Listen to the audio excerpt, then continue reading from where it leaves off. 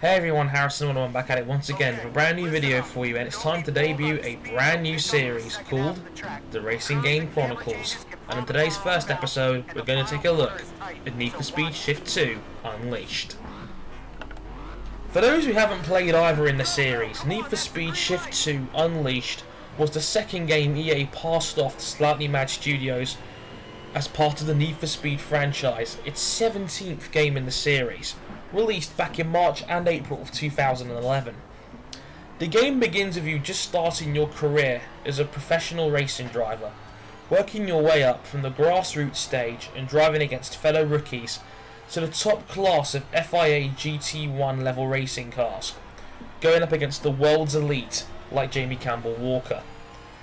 There are over 75 different cars to choose from in 4 different performance classes, from the not so great VW Golf Mach 1 in the Class D category to the more expensive and exotic cars in the world of supercar racing, like the 1000 brake horsepower Bugatti Veyron 16.4 and the first ever video game appearance for the Pagani Carrera, which until now has never been in a video game before. Compared to the first Need for Speed Shift back in 2010, 2009 I should say, I like there's a bigger variety of cars, like with some retro cars like the McLaren F1 and the BMW M1 being featured, more muscle cars like the Dodge Charger and the Corvette Z06, and full-on racing cars from the categories of GT3 and GT1. If you've ever watched the Le Mans 24-hour race, or any form of DTM, GT or endurance racing, you'll know what I mean. You know, the kind of thing you see on Motors TV or British Eurosport now and again. I also like the range of circuits and the blend between real tracks and ones based on real environments. For instance, I love Spa, Monza and even Circuit Zolder, which I've never seen before in a video game, but I know is based on real life, as well as building track layouts in London and in the French Riviera, which looks alarmingly like Monaco. Also, it makes it quite interesting when you think about how Bernie Ecclestone is talking about a London Grand Prix, how it could look. Go pick up this game. You'll see many different layouts of London which could really fit a Formula 1 style circuit. The actual physical gameplay is largely unchanged from the first Need for Speed Shift. Shift can still say it has the best driver effects and camera angles that any racing game has ever released. The new addition for this year's game is the helmet cam, which puts you inside the driver's head as he's driving, which is great and realistic as his motion moves according to the track, pointing towards apexes in the corner, something professional racing drivers are taught to do from a young age. It's very well done and very clever, something truly innovative in a racing game, where you can be the driver as well as be in the car. The other effects like depth perception and the bleeding colours when you're driving at high levels of speed return from the first game and are still great. What backs this up is that the game is fantastic to look at. The car models are all very accurate and pretty, the backgrounds and landscapes are gorgeous, and the damage modelling puts Forza and Gran Turismo, bigger, larger budget racing simulators, to shame, and is also some of the best I've ever seen in a video game. Shift 2, more than any other racing game series, makes you feel like you're a racing driver, and that deserves serious praise. Linking this to gameplay, Shift 2 has always tried to mix arcade and simulation elements in racing style as well. The new Elite Handling mode is their attempt at making the driving experience as realistic as possible. Unfortunately, it's nowhere near as good as the hardcore simulators like Forza Motorsport 4 and Gran Turismo 5, as the cars lunge around and slide a lot. It feels light and unrealistic. It's off-putting as the difficulty is also slightly blunted by the assists interfering with the package, regardless of how you have the handling set up. There also appears to be elements of steering lag while driving, and the racing line guide when turned on is badly inaccurate, often overcompensating for car speed and acceleration as well as braking power, which makes it err on the side of caution a little bit too much. This can make it harder for novice drivers to acclimatise to tracks. Some of these cars are incredibly powerful and scary to drive, and it may put people off due to the immense performance. This could also blunt drivers' skill and determination, as the sheer fear and effects of driving will make it hard for you to drive properly. Another small blunting factor is that while the AI isn't as aggressive and challenging at times as it was in the last Need for Speed Shift game, it can still be dumb sometimes and will have no awareness of where you are or where it's relating to you on the track, which can have disastrous consequences. And believe me, if something taps you at speed in this game, you're going to have an almighty accident. The slightest tap could send your car off balance, and we've all been there when something like that happens. The slightest tap or slightest bump into a wall could completely ruin your race, as car effects and motion at speed, in my opinion, are definitely exaggerated to some extent. What adds to the experience though is the addition of different light conditions. Races can now take place at dusky times or even in complete darkness at night, a la endurance racing for example.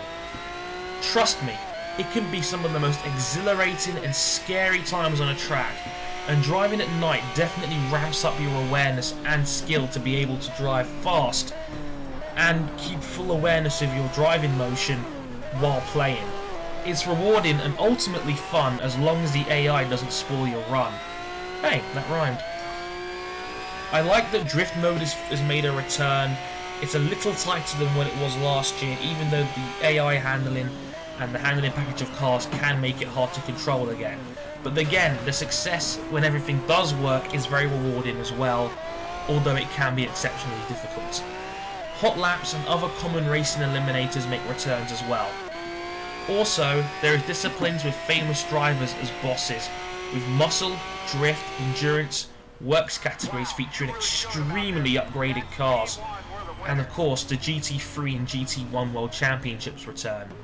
These boss packages also have really nice video packages, and you can win their car, but that's about it in terms of anything special.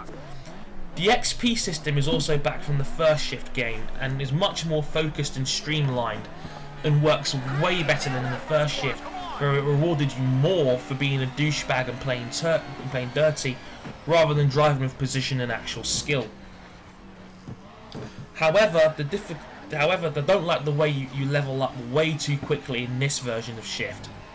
I liked the 50 level base system that was in the first Shift game. However, in this year's game you only max out at level 20, and the problem is you get to level 20 rather quickly in the game. You can get there with only about 30 to 40% career mode completion, which in my opinion is way too generous. It defeats the purpose of the system when it's not a factor for half of the main game. What also makes a feature is EA Sports' Auto Log feature, which first debuted in Need for Speed Hot Pursuit in late 2010. It keeps track of you and friends' times on your Xbox Live or PlayStation Network friends list, and then, based on results, recommends events that are based on your performances, as well as being able to challenge your friends' times and share pictures and replays on one giant leaderboard. Anything that's challengeable in the race can be challenged by you and friends. It doesn't quite work as well in this game's format as well as it did in Need for Speed Hot Pursuit, a game which emphasised more play between friends and more play online, but it's still a welcome feature to have global leaderboard support. However, it could be unfairly balanced and abused due to career progression and upgrades on cars. Some balancing may be required if a third Shift ever happens. Online play also returns for the second Need for Speed Shift, and I'm especially fond of the fact they kept the driver duel championship from the first Shift game, where two players face off in a one-lap shootout in identical cars. No luck required, just a pure test of driver skill and ability. Besides that, online lobbies and servers ran perfectly fine for me and had no major issues at all, besides the universal issue of not punishing people who quit or rage quit online early and doesn't complete races. Something racing game developers really need to get together and work on. It's not like in FIFA, for example, where you're actually punished and rewarded with a loss if you quit from a game early. Overall, Need for Speed Shift 2 is a fun racing game when everything is working properly, but the blurring of arcade and simulation together doesn't work as well as it did in the first Shift, or in other racing games of similar natures like Dirt 3. Also, while the MAD engine used to power the game is technically and aesthetically brilliant, it does have various flaws. The things like the poor handling and the lack of true variety means it will still fall in comparison to the proper simulators like Forza and Gran Turismo, and even more arcade-based games like Need for Speed Hot Pursuit and Blur. Maybe the third Shift, if it ever comes to pass, will truly get it right, and be able to re-establish the balance that the first game actually had. If you played the first Need for Speed Shift game, give this one a shot as well.